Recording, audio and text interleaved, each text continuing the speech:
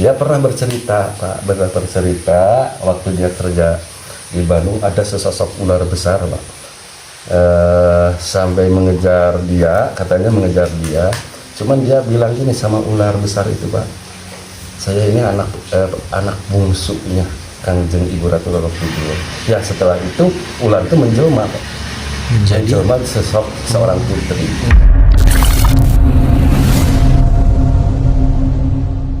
Kalau menampakannya, kalau ibu menampakannya Pak tiap 3 bulan sekali, Pak. Oh ada itu. Ada penampakan. Itu biasanya hari-hari apa itu Pak? Jumat Kliwon atau? Kalau ibu mah Pak tidak ditentukan harus malam Jumat, malam adanya maunya ibu datang malam juga apa enggak Pak, enggak jadi masalah. Suara itu Pak, suara kereta kencananya dari sana Pak. Dari jalan. Dari jalan sana, seperti kemarin kan banyak ada yang tewasulan 78 orang di sini.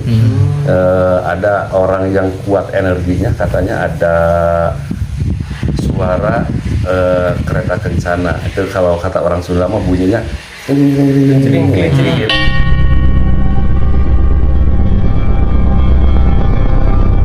Assalamualaikum warahmatullahi wabarakatuh. Bertemu lagi bersama saya Kang Ang di Kartika Hidro TV. Nah teman-teman, di konten kali ini saya akan menemui seorang narasumber yang katanya mempunyai hubungan spesial dengan Bunda Ratu Laut Kidul.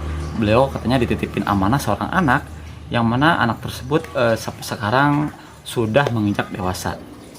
Nah beliau juga kerap kali katanya dikunjungi oleh Bunda Ratu Laut Kidul sebanyak bukan sebanyak 3 bulan sekali. Dia sering bertemu dan sering mendapatkan wasiat dari Bunda Ratu Laut Kidul. Nah, seperti apa cerita lengkapnya? Simak video ini sampai dengan selesai. Oke teman-teman, sekarang saya lagi bersama dengan Bapak Ujang yang mana mendapatkan titipan anak dari Bunda Ratu Laut Kidul ya Pak. Mungkin untuk cerita lebih jelasnya kita akan mendengarkan alur cerita awal mula bagaimana Bapak Ujang bisa dititipi anak dari Bunda Ratu Laut Kidul. Alur ceritanya gini Pak, semenjak saya masih di tempat kelahiran saya di Garut ya,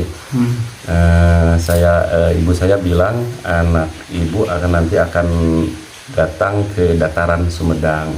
Yang alhamdulillah singkatnya cerita, saya bekerja di Sumedang, ketemu dengan istri saya di sini sampai nikah, Pak. Ya setelah itu namanya orang sudah menikah pasti dikarunia anak, Pak.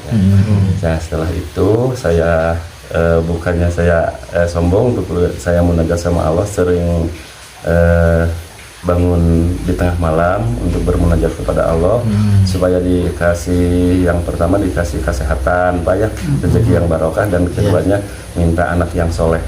Anak yang soleh, kalau laki-laki ya cakep, kalau perempuan cantik gitu.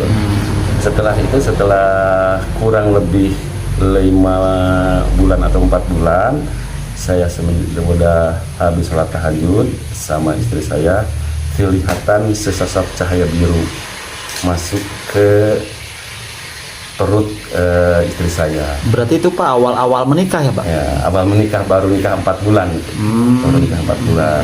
Itu berarti sosok cahaya biru itu datangnya dari utara, selatan, atau dari selatan. Kata orang Sunda mah dari kidul, Pak.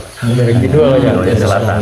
Dari selatan. Itu kan di sana saya kan tanda tanya Pak, tanda tanya apakah itu ada orang yang dolim, apakah ada apa, itu saya di takut sana kiriman takut gitu ya. Kiriman. Ya ternyata itu kan bukan, setelah saya minta yang Maha Kuasa, ada sesosok yang permulaannya sesosok yang berjubah putih ngasih waktu sama saya, itu anugerah dari Tuhan lewat leluhur kamu, katanya. Oh, ada yang datang Pak? Ada yang datang, yang sosok berjubah putih ngasih tahu sama saya, itu anugerah dari Tuhan, cuman syariatnya lewat leluhur kamu. Nah, saya tanyakan sama orang yang berjubah putih itu, 3 kali dia datang, waktu saya lagi wiridan, dia datang, saya tanya nama dia itu, namanya Eyang Banyulaksa Pak, Eyang Banyulaksa. Saya tanya, leluhur saya yang menitipkan sesuatu kepada perut istri saya itu siapa? Leluhur kamu, namanya itu. Kalau Eyang Banyulaksa ngasih tahunya Nyai ya, mungkin dia itu cucunya ya. Itu kan Nyai Roro Kidul Pantai Selatan yang dinamakan Nimas Larakandita. Itu juga anak leluhur kamu, yaitu anaknya dari Prabu Siliwangi, dari istri yang pertama itu, Pak. Berarti Pak itu di saat sosok putih datang itu kondisi ibu sudah hamil apa belum? Belum, Pak. Baru kalau nggak salah 10 hari setelah ada cahaya yang masuk.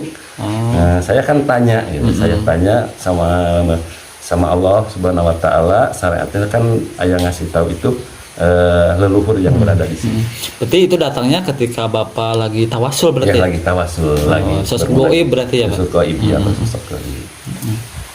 Ya, setelah itu, Pak, sampai 1 bulan, 2 bulan, 3 bulan, sampai 4 bulan itu ada keanehan, Pak. Ada keanehan, kenapa istri saya itu maunya itu kalau nasi mah jarang, Pak. Kalau nasi jarang kasih nasi makan, maunya itu kan seperti buah-buahan, jeruk, apel, itunya minumnya air teh manis dan air putih. Itu sering gitu. Saya juga disarankan sewaktu hamilnya jarang makan nasi. Jarang makan nasi. Ya, sewaktu hamilnya jangan nasi, dan sewaktu hamil dia itu, sewaktu hamilnya juga dia itu diuji, Pak. Diuji sama yang Maha Kuasa, hakikatnya saatnya sama leluhur saya, kemungkinan diuji apakah istri saya kuat enggak sampai melahirkannya. Ya, setelah 9 bulan dia lahir ke dunia. Sampai sekarang itu saya lahir ke dunia itu sekarang kan udah hampir 24 tahun ya, Pak. Udah tali pusernya ya. Tali pusernya utuh. Enggak kayak orang lain. Kalau orang lain kan hancur. Ini masih ada kering masih ada itu. Nah, itu anak yang dititipkan Ibu Ratu ini laki-laki atau perempuan, Pak? Laki-laki, Pak. Laki-laki yang anak pertama ya, laki-laki. Nah, ini yang membuat saya penasaran, Pak. Iya. Ini kan banyak sekali orang-orang yang pinter, bahkan banyak sekali dari keturunan prabu-prabu gitu ya. Iya. Tapi kenapa kok yang dipilih Bapak gitu, yang dititipkan amanah sama Ibu Ratu gitu? Ini yang membuat saya penasaran nih, Pak.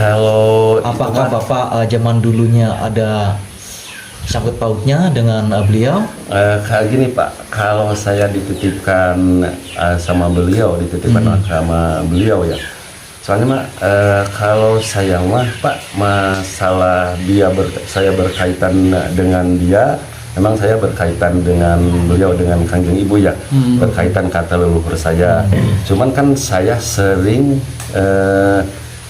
tawasulan, mengirimkan doa kepada yang saya tahu, sesepuh-sesepuh yang berada di Garut, yang berada di Sumedang. Saya sering panjatkan doa untuk beliau. Itu nanti keistimewaannya dia menitipkan anak kepada saya, itu kemungkinan. Mungkin apa Bapak ada keturunan dari Prabu Siliwangi atau bagaimana?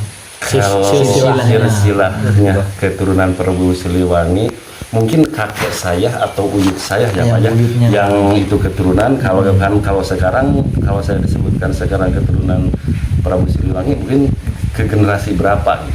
Generasi berapa? Itu biasanya ciri-ciri dari keturunan Prabu Siliwangi, di belakangnya ada tanda hitam itu, Pak. Iya, ada. Kalau saya bukan di itu, Pak. Kalau saya mah bukan di belakang, Pak. Kalau di sini ada yang putih. Intinya itu yang kayak tompel. Ya, yang kayak tompel. Kalau di sini 3 cakradewa, Pak, ini. Ini. Seperti ini. Ini seperti ini, Pak, ini. Ini gelap juga. Yang ini. 3 cakradewa itu. Ya, ini namanya 3 cakradewa, dan ininya kukulnya gini, itu keturunannya yang ini. Seperti maung ya. Iya, ini. Teman-teman. Itu saya sering di waktu sebelum saya masuk dunia goib, sering ada orang-orang yang pintar.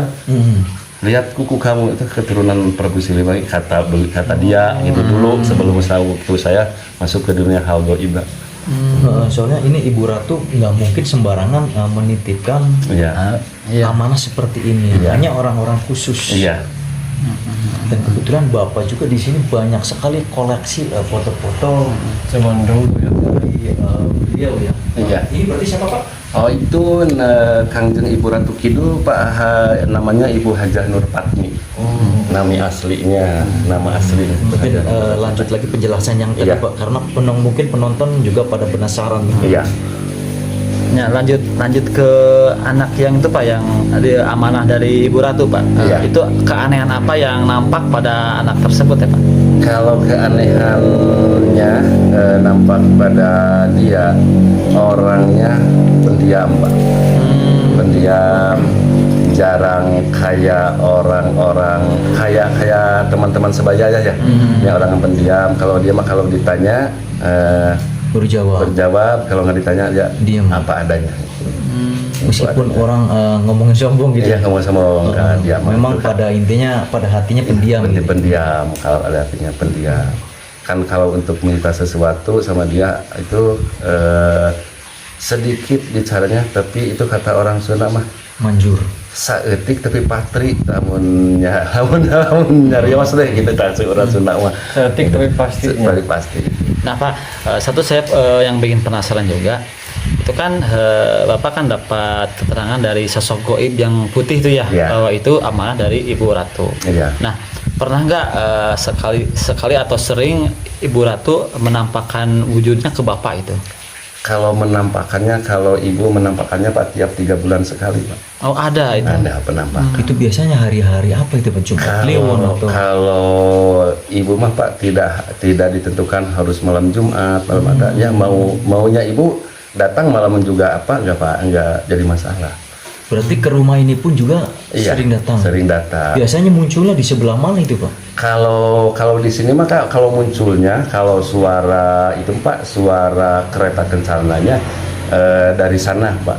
Dari Datangnya dari jalan. Dari jalan sana, seperti kemarin kan banyak ada yang tewasulan 78 orang ke sini. Ada orang yang kuat energinya, katanya ada suara kereta kencana. Itu kalau kata orang Sunda mah bunyinya cering-ceringan ya kata orang Sunda mah. Ya saya bilang Pak, ada yang datang nih, siapa? Setelah itu saya kedengarannya di kamar di sini kedengarannya itu ibu yang datang, mungkin cari anaknya. Kebetulan anaknya nggak lagi tidur di sini, anaknya lagi tidur di calon mertuanya waktu dia datang. Oh udah menikah berarti? Belum menikah. Nah Belum itu menikah. Pak, bentuk komunikasi Bapak sama Ibu Ratu seperti apa Pak? Kalau bentuk komunikasi saya dengan ibu, kalau untuk memanggil ibu cukup dengan tawasulan aja Pak. Cuma dengan tawasulan itu kalau dia amanah, kalau kamu meminta sesuatu jangan kepada makhluk yang lain. Saya juga kata ibu makhluk yang maha kuasa, minta aja kepada yang maha kuasa, nanti ibu juga mendoakan kalian keluarga, katanya gitu Pak. Enggak komunikasi kayak kita gini Ngobrol gitu. ngobrol. Cuman Jadi kan sebatas batin gitu. ya sebatas batin, cuman dia berwujud itu Pak, berwujud kepada saya itu enggak lama, cuman berdurasi per menit atau per detik, paling lama 1 menit. Nah kalau boleh Pak, itu bisa dideskripsikan seperti apa perwujudannya, misalkan pakai pakaian seperti apa, parasnya seperti apa gitu. Kalau perwujudan Kangjeng Ibu Ratu Roro Kidul kepada saya banyak diceritakan sama orang-orang ya, katanya pakai sosok baju hijau. Iya. Baju hijau enggak. Seperti apa Pak? Sama saya mah dia bersosok berkebaya putih Pak. Berbaju putih. Saya belum pernah dikunjungi beliau dengan pakaian hijau, putih atau kuning emas. Ke bawahnya pakai samping gitu. Samping. Pakai mahkota juga enggak itu? Pakai mahkota, kadang-kadang pakai mahkota, kadang-kadang enggak Pak. Nah itu kalau kereta kencananya berarti terlihat nggak Pak sama Bapak? Terlihat Pak, kereta kencana terlihat, cuman berdurasinya per detik atau per menit. Berarti langsung ngilang gitu aja berarti? Hilang aja. Kalau suaranya kedengaran Pak. Kalau suaranya kedengaran, kalau keretanya cuman kayak kilat aja Pak, kayak kilat berhenti. Ya, setelah itu mau berangkat lagi kelihatan kayak kilat, udah ini mah cuman kedengaran apanya tuh kerincingnya aja ya. Iya. Lonceng. Nah ini Lonceng. Pak, kata Bapak kan setiap 3 bulan sekali kan Ibu Ratu ini sering mendatangi Bapak. Iya. Itu ingin menyampaikan apa atau apa sih Pak? Kalau ibu datang untuk menyampaikan, seandainya gini, kalau seandainya saya kurang menghadap kepada Allah, ada kekurangan di waktu-waktu beribadah, ada kekurangan, dia itu pesannya itu aja. Pesannya titip anak-anak dia jangan tersakiti, terus didik jasmani dan rohaninya, jangan sampai dia itu masuk ke jalan yang tidak diridhoi Allah. Untuk saya kan pernah dia sama dia itu saya minta harta, Pak. Pernah saya minta itu harta. gimana, Pak? Coba Saya penasaran sama ibu juga. saya minta harta, sama ibu saya minta harta. Bu, saya kan sebagai keturunan atau sebagai yang dititipkan, saya minta harta untuk bekal anak saya. Untuk masa Ya, depan. untuk masa depan nanti juga ada waktunya. Kalau udah waktunya nanti juga dikasih. Cuman kata dia, untuk apa harta itu? Sama saya kan dia tuh, untuk saya punya perjanjian dengan beliau. Untuk apa dengan harta itu? Dia bilang sama beliau, harta itu untuk bekal beribadah, Pak. Untuk bekal beribadah, dan banyak orang-orang yang seperti saya yang banyak yang miskin, orang-orang itu untuk memerlukan kepada orang-orang yang memerlukan tolongan. Itu saya pernah berjanjian dengan ibu. Kata ibu begini, boleh nanti udah waktunya saya kasih harta untuk bekal ibadah dan untuk menolong sesama umat. Kalau seandainya kamu ingkar dari janji itu, 1 menit harta hilang lagi, Pak. Itu perjanjian berat untuk saya. Berarti nanti kalau makanya saya lagi diuji ini, Pak.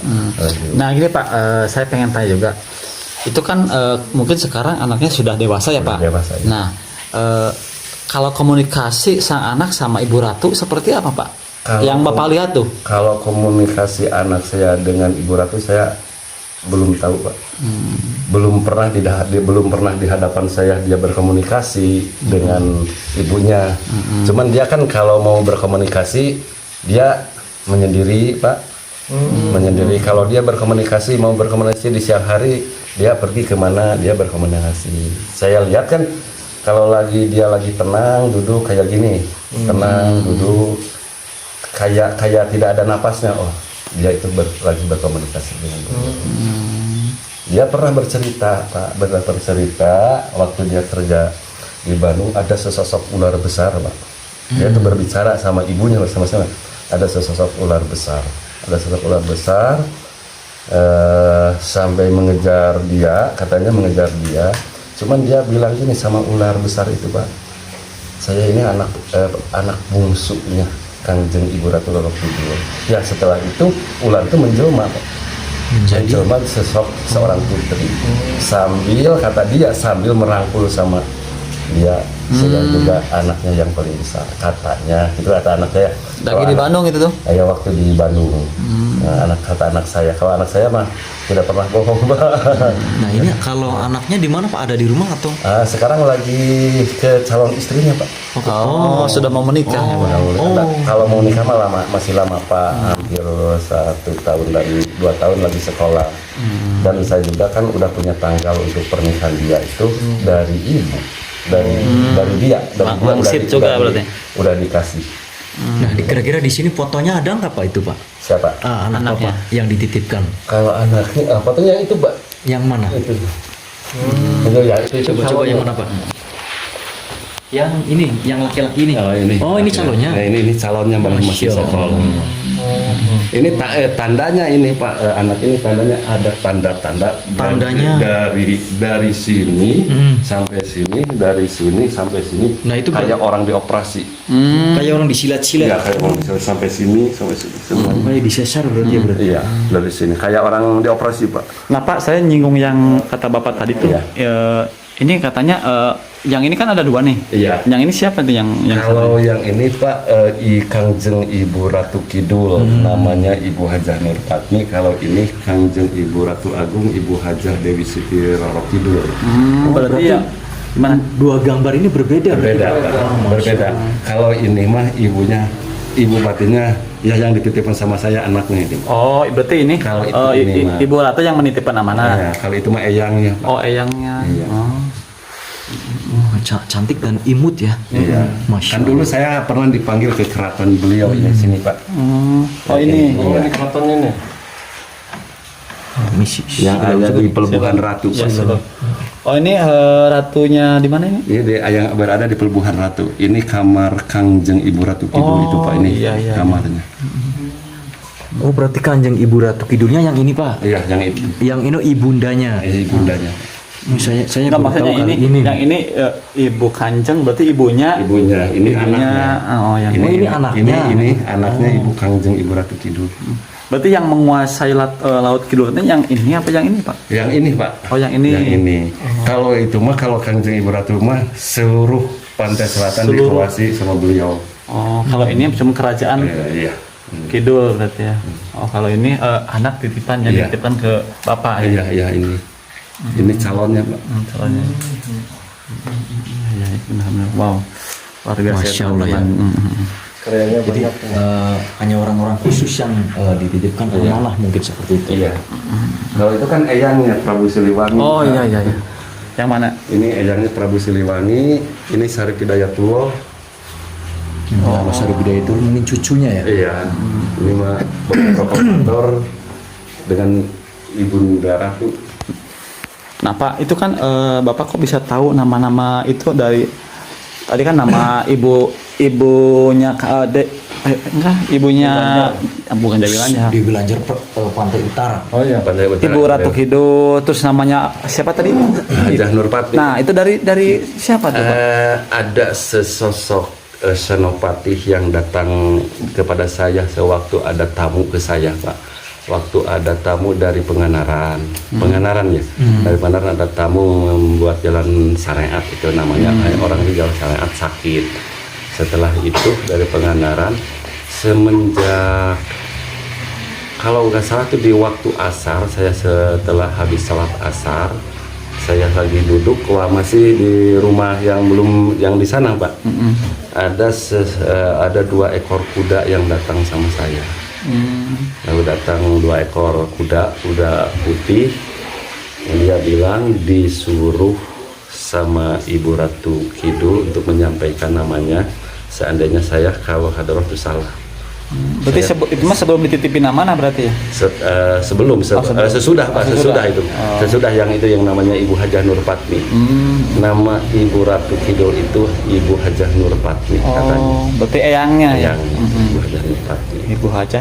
Saya juga baru tahu sekarang. Hajah Nurpatmi. Mungkin penonton semuanya juga baru tahu sekarang. Itu Ibu Hajah Nurpatmi. Tapi mungkin Namanya Ibu Hajah Nurpatmi. Pak.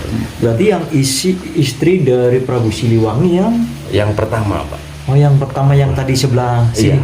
Yang pertama itu nama. Berarti yang eyang Ibu Ratu. berarti, eyangnya berarti ya? Iya. Yang menikah sama. Kan kalau Bunda Ratu Roro Kidul itu kan anaknya Prabu Siliwangi yang pertama dari beliau dari Ibu Soalnya Ratu. saya pernah mendengar katanya yang memimpin pantai selatan itu Ibu Ratu Roro Kidul lah. Iya. Katanya anaknya dari Prabu Siliwangi. Kenapa kok menjadi siluman di pantai selatan? Oh enggak Pak, enggak jadi siluman. Oh gimana benar Enggak jadi siluman. Kalau seandainya dia siluman kepada saya tidak akan ngasih amanah ajaran-ajaran Islam Pak. Ajaran-ajaran Islam. Kalau saya kurang mengajarkan hal-hal yang dilarang sama beliau, dia marah. Itu kalau Ibu Ratu mah ada sesosok makhluk yang menyerupai dia sebagai Ibu Ratu itu. Berarti banyak itu ya? Banyak yang menyerupai gitu. Tapi kan dia nanti perjanjian sama dia itu. Kalau Ibu Ratu Roro Kidul mah itu anaknya dari Eyang Prabu Siliwangi. Cuman Kangjeng Ibu Ratu Kidul itu Eyang Prabu Siliwangi nikahnya waktu Eyang itu lagi kesasar di tengah hutan. Lagi kesasar di tengah Bertemunya hutan, tuh. bertemunya. Nah, Dan ini di tengah hutan itu kan kerajaan. yang membuat saya penasaran Pak, kenapa kok kehidupannya di laut gitu Pak? Nah, gini Pak, kenapa Kangjeng Ibu Ratu Roro Kidul kehidupannya di laut? Dia itu dulunya dia itu teraniaya. Teraniaya sampai dia itu kena santet. Makanya dia itu sama orang-orang yang dolim, yang suka santet ya Pak ya, dia paling benci. Karena dia tuh dikasih penyakit sama orang-orang yang dolim, sampai kalau dikatakan hancur-menghancur ya mukanya, sampai ya penyakitnya sampai keluar bau Pak, keluar bau. Dia berjalan dari keraton berjalan lewat cek orang Sunda umurnya, jadi tenken gunung pasir gitu banyak dah gitu, sampai ke pantai selatan. Di sana pantai selatan dia kan saking apanya lah namanya, kata orang Sunda mah aral, jadinya aral rupa penyakit, dia sampai mau bunuh diri. Ternyata setelah bunuh diri ada sesosok yang berpakaian hitam, bukan Pak, pakaian hitam, kayak kata orang Sunda mah pangsinya, kata orang Sunda pangsi pakaian hitam. Ya, kamu jangan sampai bunuh diri, dikarenakan kalau bunuh diri itu tidak diridhoi sama Allah. Kalau kamu ingin sembuh penyakit, kamu harus mandi di Laut Selatan, ya di sana, di bawah karangnya. Setelah dia mandi, ternyata setelah mandi dia lagi ke darat, penyakitnya hilang. Oke Pak, saya terakhir ya Pak, Ya. pesan apa yang mungkin Ibu Ratu tekankan ke Bapak, khususnya bagi Bapak dan umumnya bagi kita semua Pak? Oh, kalau pesan ibu untuk saya Pak ya, pesan untuk saya, kalau meminta sesuatu kamu jangan kepada makhluk-makhluk yang lain, jangan kepada makhluk-makhluk Allah, minta aja kepada Allah. Cuman dia pasti dia juga ikut mendoakan. Dan pesan sama orang-orang ya, sama umumnya semua. bagi kita. Tapi sama saya, sama orang-orang, jangan sekali-kali bilang Nyai Roro Kidul. Kenapa saya tanya bilang Nyai Roro Kidul? Kan umur kita dengan umur beliau jauh bedanya. Oh iya, benar. Itu sesosok ibu. Nah, sesosok ibu. Dia nggak mau disebut Nyai. Itu pesannya. Gitu. Oke Bapak, terima kasih sudah bercerita dan mungkin pengetahuan juga bagi saya dan teman-temannya. Betul. Terima kasih Pak. Iya. Ayo Pak. Iya.